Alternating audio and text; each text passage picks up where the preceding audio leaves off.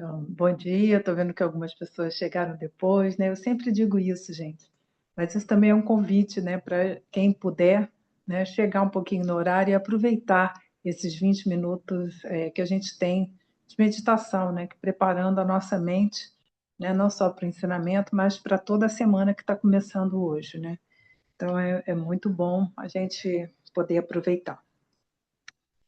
Nós estamos estudando o Dhammapada, né, já tem algum tempo, e nós estamos no capítulo 8, que é o Sahasravaga, que é, né, a tradução é dos milhares. Então, são diversas estrofes que foram selecionadas dos ensinamentos do Buda, né, o Dhammapada faz parte do Tripitaka, então são ditos do Buda que foram colocados nessa coletânea. E nesse capítulo, todas as estrofes vão falar a palavra milhar, né? Falando de mil, milhares, enfim. Então, esse é o único critério aqui que foi adotado para a constituição desse Sahasravaga, né? Esse capítulo 8. Então, nós estamos nas estrofes 102 e 103, que elas serão dadas juntas, porque elas foram, segundo o próprio Buddhaghosa, elas foram enunciadas numa mesma ocasião. Então, como de hábito, eu vou ler primeiro essa tradução do Pali, para depois a gente ver a outra tradução, já com base em outras traduções que foram feitas, né? Então, a 102 é o seguinte: embora um homem profira 100 estrofes, mas que consistam de palavras não proveitosas, melhor mesmo uma só estrofe proveitosa que pacifica ao ouvi-la. 103. Embora o homem conquiste numa batalha 1000 vezes 1000 homens, o maior vitorioso em batalha seria, em verdade, aquele que conquistasse a si mesmo.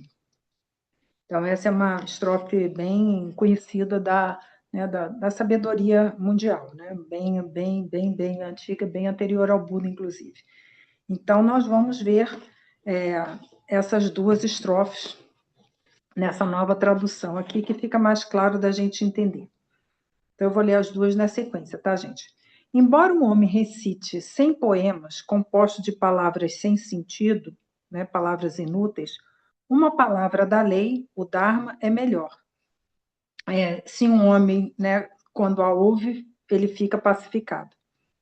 Se o homem vencer 1000 vezes 1000 homens em uma batalha, e um outro vencer a si mesmo, este é o melhor dos vencedores. Então, essa é uma tradução assim que, né, que eu fiz com base, são mais de 15 traduções, tá, e que eu fiz, né, um compilado e refletindo sobre elas, saíram então essas estrofes. Então, o Buddhaghosa nos traz a situação na qual, né, o Buda, dentro da tradição budista, né, porque essas frases não são do Buda mesmo, onde que elas foram inseridas, né, que o Buda teria enunciado. Então, é a história de uma moça que é Kundalakese. Então, é uma história bem interessante. Havia, então, uma moça, né, uma donzela, que era muito rica, né? Numa versão diz que ela era filha de um rico mercador, e numa outra versão é que ela era filha do tesoureiro da cidade. Bom, mas enfim, o fato é que ela era uma moça muito rica. E ela estava lá nos aposentos dela, né, no balcão lá do quarto dela, e aí ela viu passar um rapaz, um moço, né, que ela achou bem interessante, e falou: Eu quero esse homem para mim. E aí foi lá falar com o pai dela e falou: Olha, eu quero aquele homem para mim. Aí o pai foi, né? Mas quem é esse rapaz? Aí viu que era um rapaz que estava sendo conduzido lá da prisão para ser executado, né? Ele ia ser morto. E aí falou assim: Mas ele chegou para a filha: Olha, ele está, né? Trocou de prisão, porque ele agora vai para uma prisão onde ele vai ser executado. Não tem como você ter esse homem para você. Aí falou: Mas eu quero, né? E eu vou fazer uma greve de fome aqui. Enquanto eu não tiver esse homem para mim, eu não vou parar com a minha greve de fome. Aí o pai ficou desesperado, né? Porque era a filha dele, toda queridinha, toda donzela, né? Eu falei: não quero que a minha filha sofra. Eu vou conseguir esse homem para ela. E aí ele foi lá falar lá com os ministros, né? Com o rei lá da cidade. Falou: Olha, minha filha quer de qualquer jeito. Ele falou: Não, mas o homem é um ladrão, né? Já roubou muita gente, já fez muito mal, ele tem que ser executado. Eu falei: Olha, é o seguinte, pega um outro qualquer aí, mata ele no lugar dele e deixa, né, esse rapaz lá para minha filha, porque ela quer esse homem para ela. E aí, né, os ministros lá, os reis aceitaram isso, né? Está vendo que essa história não é só hoje que acontece isso, né? Essa história é antiga. Bom, mas enfim. Aí o pai pegou o rapaz, levou lá para a casa dela, e aí ela, né, viu o rapaz, né? Ela apaixonou total, né? E aí falou: não, eu vou casar com ele. E ele, gente, era um bandido, né? O cara era um ladrão, né? Mas e aí ele viu aquilo ali uma oportunidade de conseguir riquezas, né? Falei: aqui vou conseguir muito dinheiro, né? Porque era uma família muito rica. Aí eles foram e casaram. E casaram, tal e coisa. E aí um dia ele falou para ela assim: olha, eu fui liberto, né, né, de ser morto porque eu fiz uma promessa, né, com uma divindade que vive lá próximo do penhasco. Você poderia me acompanhar? Aí ela foi, não, então tá bom, né? Tive aqui, ela não sabia da história lá do pai que tinha conseguido trocar né, ele por um outro. Aí ela falou: não, então vamos lá né, para essa região lá do penhasco e vamos lá fazer essa oferenda para a divindade. E aí eles foram, né, caminharam, chegaram lá no tal do penhasco. E aí, né, ele começou lá a conversar com ela e tal, não sei o quê, porque ele queria o quê? Puf, jogá-la lá de cima do penhasco. E aí ela começou a desconfiar, falou: mas cadê as oferendas, né? O que você vai oferecer para a divindade? Cadê a divindade? Onde é que ela vive, né? Porque nessa época tinha as divindades da natureza, né? Do penhasco, da árvore e tal, como vocês já ouviram falar. Falei: mas onde que é e tal? Aí ela percebeu que ele estava enrolando ela, que, né, provavelmente ele queria, né, dar fim a ela, né? E aí ela foi, pegou um momento lá que ele estava distraído e ela empurrou ele lá de cima do penhasco. Ele saiu batendo nas pedras e tal, e caiu, né, todo quebrado lá no fundo lá do penhasco. E aí ela pensou: bom, agora eu não posso voltar para casa, né? Porque como é que eu vou voltar? As pessoas vão perguntar: cadê meu marido, né? Aí ela falou: eu vou passar uma temporada fora, até o pessoal esquecer essa história, depois eu vejo o que resolve. E aí ela começou a andar, aí acabou chegando lá num monastério, onde viviam umas monjas, né? Eram monjas sectárias, né? Enfim, não eram monjas budistas. Mas, enfim, ela não sabia disso. E aí ela entrou lá nessa ordem religiosa e se tornou uma mestra, né? Ela sabia tudo, ela estudou e praticou, né? Foram vários anos, ela praticou, né, e sabia tudo, era uma, como se diz, uma erudita e uma realizada lá dessa, dessa religião. E aí ela foi um dia, né, depois de já ter completado lá todos né, os requisitos lá, ela inclusive, né, numa das versões, disse que ela foi convidada para ser mestre. Ela falou: não quero. Bom, mas enfim, o fato é que ela saiu do monastério, pegou um galho de jambeiro, né, uma árvore de jambo, pegou e saiu andando com aquele galho de jambo. Aí andou, foi parar lá próximo a Varanasi. E aí ela não entrou na cidade, mas plantou o galho de jambeiro lá na porta da cidade. E aí os seres humanos, como vocês sabem, não pode ver uma novidade que já vai lá espiar. E aí começou a população, né, que estava fora da cidade, o pessoal que estava dentro da cidade também foi para lá, começaram a se reunir ali, aquela multidão em torno do galho, né, olhando para o galho. Gente, super humano isso, né? Ah, o que é o galho? Enfim, ficaram ali, ela só olhando aquela movimentação ali. E aí quem aparece? Sariputra. Aí Sariputra chega e pergunta assim: mas, gente, o que está acontecendo essa multidão aqui? Aí ele foi ver, mas estão olhando para um galho de jambo, né, de pé de jambo. Que negócio é esse, né? Por que essa turma está aqui? Aí alguém falou: não, foi uma monja que colocou aqui, enterrou aqui no chão, e as pessoas estão olhando, né, esperando alguma coisa que vai acontecer. Aí o Sariputra: mas quem é a monja? Lá aquela senhora ali. Aí, né, ele foi lá falar com ela e perguntou: mas você é o quê? Aí ela falou: não, eu pertenço à ordem tal, né, enfim, dessas monjas e tudo mais. E aí começou um debate, né, como é clássico, né, da tradição budista, ter os debates, né? Um pergunta para o outro, aquela questão, né, de um fazer pergunta para o outro e vai respondendo. E aí, né, tanto o Sariputra respondia as perguntas dela, quanto, né, ela respondia as perguntas do Sariputra. Mas aí o Sariputra fez uma pergunta para ela. Perguntou assim, o que é o um? Aí ela falou, não sei, essa resposta eu não sei. Aí o Sariputra falou assim, olha, eu te convido a ir lá para o monastério, né, onde vive o meu mestre, o Buda, e lá você vai saber a resposta. E aí ela foi, né, que ela era uma erudita, né, gente, ela queria saber. E aí ela foi lá para o monastério onde estava o Buda, e aí ela recebeu, né, os ensinamentos do Buda, né, ela passou a viver ali na comunidade, na Sangha, e ela atingiu o nível de Arhat. E aí, né, como sempre nas historinhas do Buda Ghosa, vem lá a história, né? Os monges lá do monastério do Buda ficaram indignados com aquilo. Mas como é que uma monja que veio lá de uma seita sectária, né, debateu com Sariputra, veio aqui, né, enfim, matou o marido lá, enfim, tem toda a história dela, uma donzela apaixonada, tudo mais. Como é que ela atinge, né, o estado de Arhat? E aí o Buda coloca, então, as estrofes. E aí eu vou ler a que está na versão do próprio Buda Ghosa, né? Embora alguns recitem 100 estrofes compostas de frases sem sentido, uma frase da lei seria melhor. E qual não? E qual um homem ouvir, a qual, se o homem ouvir, lhe traz a paz.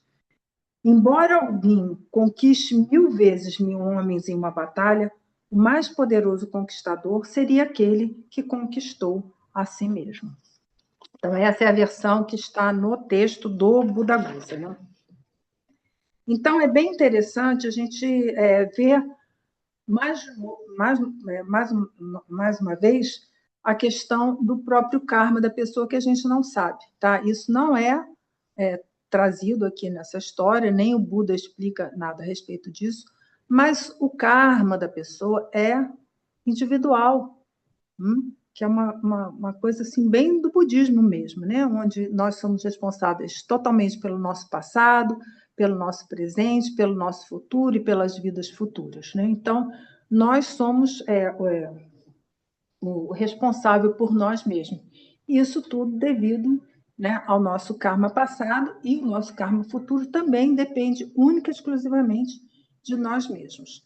E ninguém pode saber qual é o karma que a pessoa tem, né? Porque o karma pode ser tanto positivo quanto negativo. Então, assim, o que vai amadurecer, seja o sofrimento, seja a felicidade, depende única e exclusivamente do karma da pessoa, da acumulação de mérito, né, que é a prática das paramitas, das 6 paramitas, e a paramita da meditação junto com a sabedoria, né, que é a acumulação de sabedoria. Então, depende da acumulação de mérito e da acumulação de sabedoria. É isso que vai determinar que nós vamos ter, aqui no caso, né, atingir o estado de Arhat, né, isso aqui é dentro do Hinayana, mas nós aqui, dentro do Vajrayana, atingir o estado do perfeito e sublime despertar. Então, é para a gente não, né, mais uma vez, aqui a lembrança da gente não julgar as pessoas, né? Quem atinge o nível da compreensão superior, ou a compreensão lúcida, né, que é como o Lama Trilha chama a iluminação, o despertar, a compreensão lúcida. Que é isso mesmo, né? O que o budismo vai proporcionar é uma consciência lúcida, né? O discernimento para a gente saber fazer, né? Aquilo que deve ser feito e evitar aquilo que deve ser evitado. E com essa visão de equanimidade, né? De não julgamento em relação ao outro, né? Porque o karma do outro é pessoal, é dele, né? Intransferível. Então, a gente parar de julgar as pessoas e simplesmente desenvolver por elas um sentimento de respeito, sobretudo. Fale amor e compaixão, mas amor e compaixão é um estado bem evoluído, né? Então, assim, eu acho que é uma maldade a gente falar, tem que ter amor, tem que ter compaixão. Se a gente já tiver um respeito pelo outro, né, e ter momentos de um acolhimento respeitoso, já vai ser muito bom e um grande sinal de progresso. E aqui, trazendo aqui de novo a historinha, nesse primeiro verso aqui, já está bem claro no que eu falei nos ensinamentos passados aqui desse mês, em relação a que mais vale uma palavra, aqui bem parecido com a estrofe passada, a 101, que mais vale uma estrofe, né, que pacifique a mente, né, do que, né, um monte de estrofes, né, 100 estrofes que sejam de palavras inúteis. Então, essa 102 é bem semelhante com a 101, né? Lá ele usa a palavra gata e aqui usa a palavra estrofe mesmo, né? Em relação a um grupamento de frases, né? De versos. E essa segunda frase aqui, eu tenho uma história bem particular com ela. Quando o Lama Trilhei estava ensinando o Dhammapada, isso lá, né, lá pelos idos, sei lá, 2006, 2007, eu não me lembro quando que foi, o texto que eu uso é o mesmo, né, mas, enfim, não está colocado data. Né? Quando eu vi essa frase aqui, né, que é essa do vencer a si mesmo, né? Se o homem vencer 1000 vezes 1000 homens em uma batalha, e um outro vencer a si mesmo, este é o melhor dos vencedores. Então, gente, quando eu vi essa estrofe, né, que a gente estava estudando com Lama Trilhé, eu falei para o Lama Trilhé assim: Lama Trilhé, eu já li essa frase. Né? Eu tenho um livro, né, que é da vida, a biografia do Leonardo da Vinci, que foi feito, né, bem interessante. Eu comprei para os meus filhos lá há muito tempo atrás, que eles gostavam muito, além do que o maior gênio que já passou aqui nessa nossa humanidade. Né? E conta toda a história dele, tem lá as invenções dele, as obras dele e tudo mais, e tem essa frase lá. Eu falei, Lama Trilhé, essa frase está lá né, na biografia que fizeram do Leonardo da Vinci, né? Enfim, essa biografia é bem moderna, mas foi com base em várias pesquisas, né? E aí o Lama Trilhé me disse assim, olha, nessa época do Leonardo da Vinci, o budismo não havia chegado ainda na Europa, né? Nem na Itália, nem na França, onde o Leonardo da Vinci passou os últimos anos da vida dele, né? Lá com Mecenas, que era o rei. E aí o Lama Trilhé, não, ele não pode ter tido contato com o budismo, né? E aí, né, eu tenho esse interesse realmente de fazer pesquisas, né, de ver tudo mais. E aí eu fui ver que essa frase, na verdade, né, que é assim, muito, com um significado muito, né, sobretudo nessa sociedade que a gente vive hoje, né? Vencer a si mesmo é mais valioso do que vencer 1000 homens em 1000 batalhas. E aqui, quem são esses 1000 homens em 1000 batalhas? São esses, né, que a gente convive diariamente, né, tentando subjugá-los de acordo com os nossos preconceitos, né, as nossas ideologias. Então, assim, a gente, né, tem as guerras hoje todas que estão por aí, né? Então, isso é um contexto bem claro, mas tem essa guerra nossa cotidiana, né? Que o outro tem lá a sua postura diante da vida e a gente quer lá impor a nossa ideologia, a gente quer impor o nosso modo de ver o mundo, né? Não entende, né? Não tem respeito pelo outro. Então, aquele que vence a si mesmo, né, é mais valioso do que aquele que vence esses 1000 homens em 1000 batalhas. E o que é vencer a si mesmo? É vencer as emoções perturbadoras. Então, é um verso, gente, que contém a essência assim, da sabedoria para nós como humanos. Porque a história da humanidade é uma história de cobiça, né? uma história de guerra. Né? Nós somos seres humanos extremamente bélicos e predadores. Então, para a gente fazer desenvolver em nós o amor, a compaixão, o respeito, é preciso que a gente subjugue as nossas emoções perturbadoras. É isso que tem para a gente conseguir assim, um minuto de paz, né? um instante, né? de felicidade mesmo. E, com o acúmulo disso, a gente conseguir a felicidade que é perene. Então, assim, esse é um versinho super importante, curto, mas que diz toda a história humana, onde a gente consegue ter a felicidade. Então, não é na disputa com o outro, né? É com a sua, né, com a própria desenvolvimento pessoal, liberando a nossa mente de todas as emoções perturbadoras, né, que nascem do desejo, apego e da raiva, né, e o afastamento. Tá? Então, o desejo e a aversão são a raiz, né, das 84 mil emoções perturbadoras. Então, voltando aqui para o Leonardo da Vinci, né, porque eu segui com as minhas pesquisas, e, na verdade, esse verso, né, essa estrofe, foi enunciado por um rei no Oriente Médio, gente, em 970 a.C., ou seja, quase 500 anos antes do Buda. Então, como eu disse para vocês, né, o budismo, eu já expliquei aqui, ele é né, absolutamente não sectário. Ele recebeu assim, influências de norte, sul, leste, oeste, de todas, né, as correntes de pensamento, de religiões, de tradições. Então, assim, é uma maravilha, né? Essa é a grande riqueza do budismo, que ele é absolutamente não sectário. Ele recebe em seu corpo, né, doutrinário, influências de várias tradições. Então, a frase no original, né, eu vou ler, porque a gente lê, essa língua a gente lê, que é uma língua também que eu sei que é de ler de trás para frente, né? Que é Toverek Apain Migbor, o Moshel Beruko Milokedir. Então, exatamente isso, né? Mais valioso é aquele homem, né, que vence a si mesmo, né, do que aquele que vence 1.000 homens em 1.000 batalhas. Então, essa é a frasezinha, né, para vocês refletirem sobre ela, né, e colocar em prática diariamente.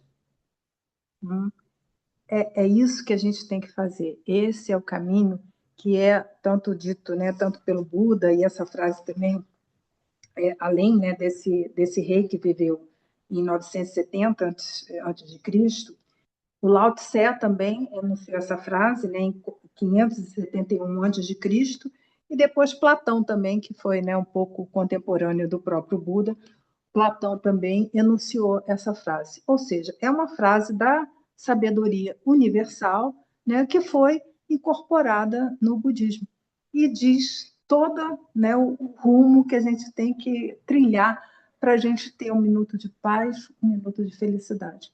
E, né, com a prática disso no cotidiano, nós vamos ter essa felicidade e essa paz perene.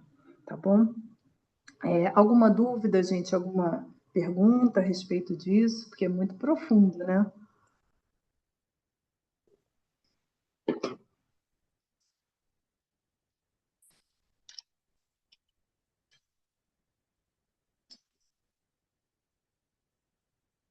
Então, vamos concluindo por aqui, né? No próximo domingo, nós não teremos atividade aqui comigo, nós teremos a nossa Assembleia, né, Geral, que nós vamos eleger a nova diretoria do KPG e os membros do Conselho de Administração, né, que junto a nós, lamas brasileiros, né, vão se juntar a nós no nosso time de voluntários, né, como é o Charles aqui também. Então, vai ser um momento né, de grande alegria para nós e como eu preciso estar presente, porque é o rumo do KPG, né, dependendo das pessoas que estarão lá nos próximos 3 anos. Então, eu não tenho como dar o ensinamento aqui para vocês e participar da reunião, né? Eu não disponho desses 2 momentos num domingo. Então, eu, para poder participar da Assembleia, né, que é muito importante, gente, será né, o futuro do KPG mesmo, né? Então, nós não teríamos atividade aqui comigo, tá? O Lama Sonan ainda não decidiu a agenda dele para esse dia. Mas, enfim, eu já dou aqui a instrução que cada um de vocês, né, participe ou não da Assembleia, que será às 11 horas, que vocês façam uma prática de meditação, pode ser com a ajuda do texto do Dorje Shantuma, ou uma prática de Chenenzi, ou outra prática qualquer, né, que vocês tenham né, que gostem de tara verde, sanguemela, qualquer uma das práticas, tá? Que faça uma prática de meditação antes, e se quiser também, se tiver tempo, pode seguir com os estudos, né? A próximo, né, as próximas estrofes é a 104, 105, né, que vão juntas também, elas caminham juntas, que vai falar sobre o ganho e a perda. Então, é bem interessante. Então, quem puder ler lá no Dhammapada, lá que está, como eu já dei a referência lá da Universidade Harvard, onde o Buda vai colocar, né, sobre o ganho e a perda, né, o que a gente está querendo buscar, né, em correlação com essa história das batalhas, né, o que a gente quer ganhar com as nossas batalhas, né? E aí o Buda vai dizer, né, inútil é dormir depois da aurora, né? Inútil é a ociosidade, o luar, né, o prazer em ver o luar. Inútil é a prosperidade prolongada, inútil é viajar, inútil buscar esposas de outros homens, né? E aí ele vai dizer, né, a vitória sobre o outro é um fato trivial, né? Não há vantagem superior em tal vantagem, mas aquele que supera as suas depravações e assim conquista a si mesmo, obtém a vitória melhor, pois tal vitória ninguém pode transformar, né? Ninguém pode desviar, né?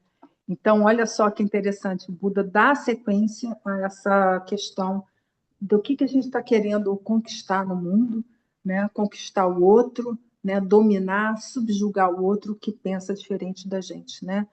Então, assim, que vocês aproveitem bem o domingo, né? O domingo de vocês hoje, né? Refletindo sobre essa importante estrofe que eu trouxe aqui para vocês hoje, mas também no domingo que vem, quem quiser, tá, gente? E convido a todos a participar, né? Seja de maneira presencial. Eu vou ver se eu consigo, inclusive, participar da forma presencial, tá lá na Assembleia, porque é um momento muito importante para o nosso KPG, sobretudo no momento que ele está atravessando hoje, né? Então, que vocês aproveitem bem este domingo e o próximo domingo, tá bom? Com seus estudos e práticas, tá bom? Então, alguma pergunta antes da gente fazer a nossa dedicatória? Então, graças a esse mérito, tendo obtido a onisciência e vencido os inimigos que são as máculas, posso liberar todos os seres do oceano do Sansara, agitado pelas ondas do nascimento, velhice, doença e morte.